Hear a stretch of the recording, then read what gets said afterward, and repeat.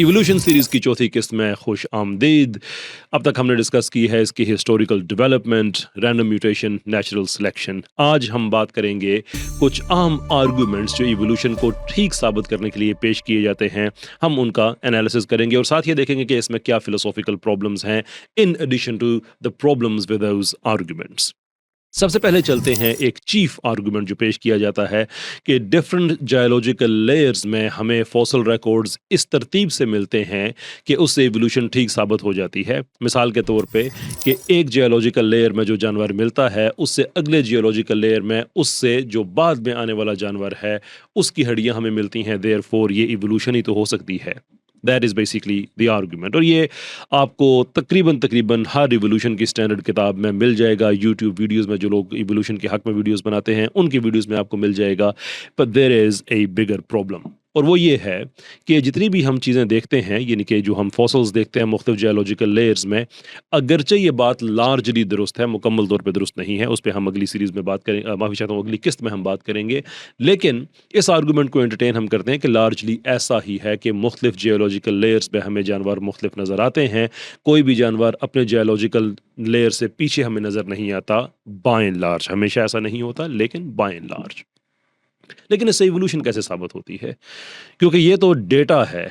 अब इस डेटा के ऊपर हमने एक एक्सप्लेनेशन अप्लाई करनी है, एक वजाहत देनी है कि इसका क्या मतलब है। सवाल ये है कि सिर्फ इवोल्यूशन ही क्यों? कोई और भी तो हो सकता है। Same goes for the genetic similarity. अब जितना भी हम जेनेटिक मटेरियल एक्सट्रैक्ट करते हैं हड्डियों से, उसके अंदर भी हम देखते हैं कि कुछ ना कुछ ममासलत पाई जाती है। इसको कहा जाता है होमोलॉजी, यानी कि जो ममासलत है वो भले जेनेटिक लेवल पे हो या वो फॉसल्स के एतबार से हो। हड्डियों वगैरह की बात करूँ, वैसे फॉसल्स में ज़रूरी नहीं कि हड्डियाँ आएँ, उसमें पैरों के निशानात वगैरह सब फॉसल्स में ही शुमार किए जाते हैं। लेकिन मैं जो जानदार की हड्डियाँ हैं, मैं स्पेसिफिकली उनकी बात कर रहा हूँ कि यस, उनमें हमें सिमिलैरिटी नज़र आती है। And this is exactly where the problem is, क्योंकि इसको एक सोल्यूशन के तौर पे पेश किया जाता है, लेकिन ये सोल्यूशन नहीं है, असल में ये एक प्रॉब्लम है। And it goes something like this कि अगर आपको हड्डियों में और जेनेटिक मटेरियल में आपको सिमिलैरिटी नजर आती है तो ये हो जाता है डेटा जिसके अंदर सिमिलैरिटी पाई जाती है। लेकिन अगर आप ये कहें कि इसकी वजह इवोल्यूशन है, तो आप इवोल्यूशन को इंडिपेंडेंटली साबित करके अगर ये दिखाएं तो आपकी ये बात मानी जा सकती है। क्योंकि अगर आप ये नहीं करेंगे तो फिर ये होगा कि डेटा की एक्सप्लेनेशन इवोल्यूशन बन जाएगी और इवोल्यूशन की एक्सप्लेनेशन डेटा बन जाएगा। ये बात थोड़ी सी टेक्निकल है, लेट मी एक्सप्लेन। मिसाल के तौर पे अगर हम ये कहते हैं कि हमारे पास जेनेटिक सिमिलैरिटी मौजूद है, हमारे पास हड्डियों के सैंपल्स मौजूद हैं जो मुख्तलिफ एराज से हमने इकट्ठे किए, जायोलॉजिकल लेयर से इकट्ठे किए, और उसमें हमें मुमासलत नज़र आती है, थोड़ी थोड़ी अपग्रेडेशन नज़र आती है। तो कोई इंसान कहता है कि इसके पीछे वजह इवोल्यूशन है। कोई और इंसान उठ के कह सकता है कि नहीं, इसकी वजह खुदा है, कि खुदा ने इसको क्रिएट किया। कोई और आदमी उठ के कह सकता है कि वजह खुदा भी है और इवोल्यूशन भी है, यानी कि खुदा ने ही इसको इवोल्व किया, इन जानदारों को, इस वजह से हम ये सिमिलैरिटी देख सकते हैं। नाउ इन तीनों ही दावों पे हमें डेटा वही मुयस्सर है। इसमें आप एक चौथा भी ऐड कर सकते हैं। इनफैक्ट एक डिबेट में मैंने हवाला दिया था कि कोई आदमी ये भी कह सकता है कि एलियंस आए थे ज़मीन पे, उन्होंने अरबों साल यहाँ पे गुजारे और उन्होंने ये सारे का सारा जो सिस्टम है ये इवोल्व किया, जानदार वगैरह सारे इवोल्व किए। अब उनके पास भी डेटा यही है। प्रॉब्लम अब ये है कि अगर मैं ये दावा करता हूँ कि इस सिमिलैरिटी के पीछे जो वजाहत है वो अल्लाह ताला की ज़ात है, खुदा की ज़ात है। एंड अगेन ये सारी की सारी इवोल्यूशन सीरीज़ में हम कोई मजहबी हवाला नहीं देंगे, ये बात हमने शुरू से कही थी।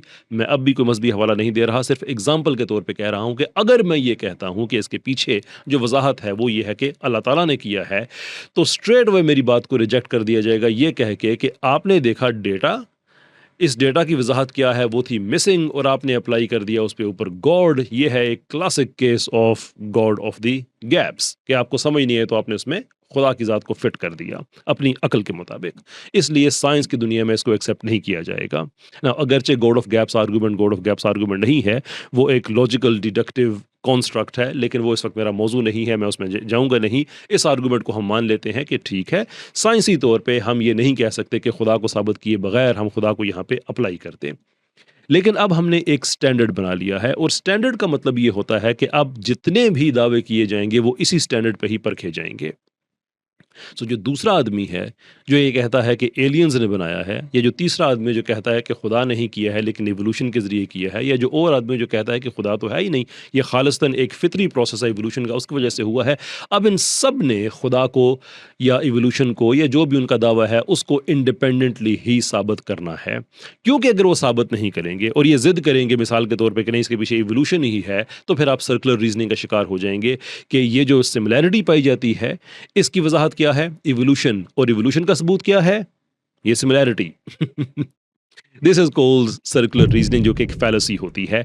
एंड द प्रॉब्लम इज कि अगर आपका one of the best, one of the principal arguments एक फैलेसी पे खड़ा हुआ हो, तो फिर वो साइंसी मेयार पे पूरी नहीं उतरती है। देयरफॉर हम ये नहीं कह सकते कि ये साइंस है। देयरफॉर डेटा की सिमिलैरिटी के ऊपर इवोल्यूशन की कहानी फिट कर देना ये गुड इनफ नहीं है। आपको इवोल्यूशन को इंडिपेंडेंटली साबित करना होगा, एंड सो फार कोई एविडेंस उसका इंडिपेंडेंटली है नहीं। इसके अलावा एक और सीरियस प्रॉब्लम है जो कि इवोल्यूशन के एक मुकम्मल तौर पे फितरी, जिसमें किसी तरह की कोई डिवाइन पावर नहीं है, ये जो दावा है उसके अंदर एक प्रॉब्लम सामने आता है। और वो आपको याद होगा कि हमने इसी सीरीज़ की पिछली एक किस्त में ये चीज़ एक्सप्लेन की थी कि अगर म्यूटेशंस आ जाती हैं तो आंख का रंग चेंज हो जाएगा। हमने हवाला दिया था ब्लू आई और ब्राउन आई का, कि उसमें जो मोस्ट प्रोबेबल कॉम्बिनेशंस थे वो भी हमने बताया कि अगर एक उसमें से हम न्यूक्लियोटाइड चेंज कर देते हैं, एक पॉइंट म्यूटेशन होती है, तो उससे क्या फ़र्क पड़ेगा। And here is now the interesting part, वो ये है कि इस सारे जो जो जीनोम है या जो डीएनए है हमारा, इस डीएनए में किस तगय्युर से क्या तब्दीली पैदा होगी, ये डीएनए ने खुद तय नहीं करना है। इसको कहा जाता है कंटिंजेंसी आर्गुमेंट, यानी कि कंटिंजेंसी, ये दो चीज़ें होती हैं दुनिया में, कंटिंजेंट होती हैं या नेसेसरी होती हैं। नाउ वी नो कि हमारा जिस्म, हमारा वजूद, ये नेसेसरी नहीं है। नेसेसरी किस चीज़ को कहते हैं? वेल, नेसेसरी उस चीज़ को कहते हैं कि जिसका ना होना गैर मुमकिन हो। ये उसके लिए एक चीज़ ज़रूरी है, और दूसरी चीज़ उसके लिए ये ज़रूरी है कि वो किसी और चीज़ पे डिपेंड ना करता हो, इन अ वे कि वो अपने वजूद की खुद वजाहत दे सके। अगर कोई चीज़ अपने वजूद की खुद वजाहत नहीं दे सकती, जैसे कि ये कायनात है, ये अपने वजूद को खुद एक्सप्लेन नहीं कर सकती, जैसे इंसान है ये अपने वजूद को खुद एक्सप्लेन नहीं कर सकता, ऐसे ही इंसान का डीएनए भी खुद को और अपने फंक्शन को एक्सप्लेन नहीं कर सकता। यानी कि डीएनए ने ये बात तय नहीं की कि अगर एक पॉइंट म्यूटेशन होगी तो उसका आंख पे क्या फ़र्क पड़ेगा। अगर डीएनए ने भी ये तय नहीं किया और आंख ने भी तय नहीं किया कि अगर पीछे एक पॉइंट म्यूटेशन होती है तो मेरा रंग इस तरह से चेंज हो जाएगा, देन द क्वेश्चन इज के how do we exactly know कि ये सारे का सारा फिर एक फितरी, मुकम्मल तौर पे फितरी से मुराद के कोई डिवाइस गाइडेंस में नहीं है, फिर कैसे हम इसको कह सकते हैं, जबकि डीएनए एक नेसेसरी चीज़ नहीं है बल्कि बजाते खुद एक कंटिंजेंट एग्जिस्टेंस है उसकी।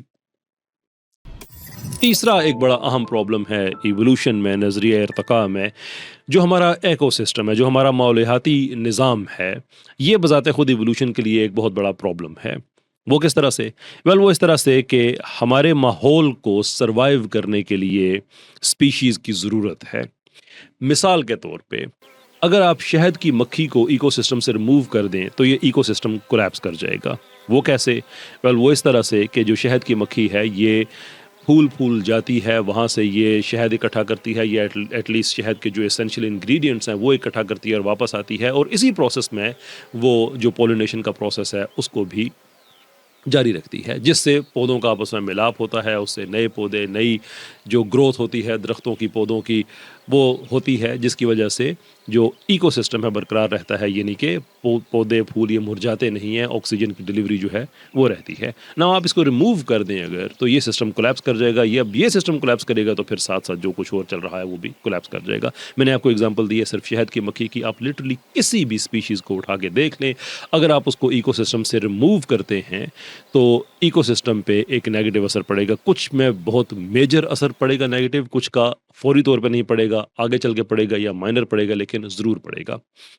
ये तो होगी सारी इंफॉर्मेशन। अब क्वेश्चन ये है कि व्हाट आर द ऑड्स, कितने अरबों चांसों में से एक चांस ऐसा है कि ये सारे के सारे जानवर एग्जैक्टली उसी तरह से इवॉल्व हुए, बगैर किसी डिवाइन गाइडेंस के, बगैर किसी इंटेलिजेंट डिज़ाइन के रैंडमली ये सारे के सारे इस तरह से इवॉल्व हुए कि हमारा इकोसिस्टम इनकी वजह से बचा हुआ है? It's a very serious question. You can make an argument here, आप कह सकते हैं कि नहीं, ये तो हो सकता है, ये भी तो हो सकता है कि इकोसिस्टम ने ही खुद को अडेप्ट किया हो इनके मुताबिक। लेकिन मुझे भी पता है और आपको भी पता है कि ये बड़ी जहलाना बात होगी, इकोसिस्टम खुद को इवॉल्व नहीं करता है, जानदारों ने इवॉल्व किया है। So what are the odds के मिलियंस के हिसाब से स्पीशीज रैंडमली इवॉल्व हुई हैं, लेकिन क्या ही खूबसूरत एक्सीडेंट है जो कि एक्चुअली एक एक्सीडेंट नहीं है बल्कि millions on top of millions accident हैं हिस्टोरिकली स्पीकिंग, कि सारे के सारे हादसाती तौर पे ऐसे उनका इर्तिका हुआ कि हमारा माहौलियाती निज़ाम जो है ये बरकरार है। नाउ डज इट मीन कि क्या इस एक्सटिंक्शन नहीं हुई है? क्योंकि ये आर्गुमेंट हो सकता है कि इससे पहले भी तो जानदार ऐसे हैं जो नापैद हो गए, ख़त्म हो गए। श्योर, बिल्कुल ऐसा हुआ है। लेकिन क्या ये महज़ इत्तेफ़ाक है कि उनके नापैद होने से पहले उनकी रिप्लेसमेंट दुनिया में मौजूद रही है? ये थे कुछ चीदा-चीदा मिसाइल, जो मेन आर्गुमेंट हमने डिस्कस किया कि अगर मुख्तलिफ जियोलॉजिकल लेयर्स में हमें मुख्तलिफ फॉसिल्स मिलते हैं और हमेशा वो उनमें एक बतदरीज हम देखते हैं कि वो आगे-आगे गए हैं, पीछे नहीं गए हैं, which again is largely true, not completely true. उस पे हम आगे चल के बात करेंगे किसी और किस्त में। तो क्या ये इवोल्यूशन का ये सबूत है? एंड द आंसर इज़ नहीं, इसलिए कि ये इवोल्यूशन की ऐसी एक्सप्लेनेशन है जो एक दूसरे पे डिपेंडेंट हो जाती है। उसकी बात हम कर चुके हैं। उसके साथ हमने बात की इकोसिस्टम की, और इकोसिस्टम के अलावा हमने बात की कंटिजेंसी आर्गुमेंट कि ये अगर महज़ हादसाती है, इत्तफ़ाक़ी है, तो फिर ये कैसे हो सकता है कि नतीजे ना डीएनए तय कर रहा है, ना यानी कि जो जीनोटाइप है वो भी नहीं कर रहा, जो फ़ीनोटाइप है वो भी नहीं कर रहा, लेकिन उसके बावजूद हम ये कह रहे हैं कि ऊपर कोई भी नहीं है, कोई भी इनके ऊपर नहीं है, कोई डिवाइन गाइडेंस नहीं है, कोई इंटेलिजेंट डिज़ाइनर नहीं है। ये बस हुए चले जा रहा है। चलिए, बहुत-बहुत शुक्रिया आपका। अस्सलाम वालेकुम।